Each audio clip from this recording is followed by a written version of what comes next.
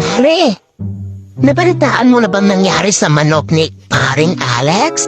Bakit daw? Nawawala kasi simula pa noong umaga. Balita ko ang mahal-mahal daw yung manok na yun.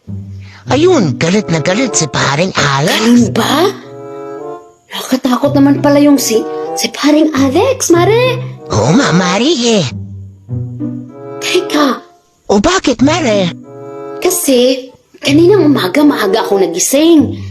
Ngayon, ang daming walisin doon sa likuran ng bahay namin. Tapos, ano ginawa mo? May nakita kong manok na pula doon. Ama, color pula yung manok ni paring Alex. Ganun ba, Mare? Kaya nagwawalis ako. Ngayon, bigla pa naman akong tinuka. O ano ginawa mo, Mare? Ayun, nadubo ko na. Diba, Mare, self-defense naman yon? Naku, Mare, lagot ka niyan kay paring Alex.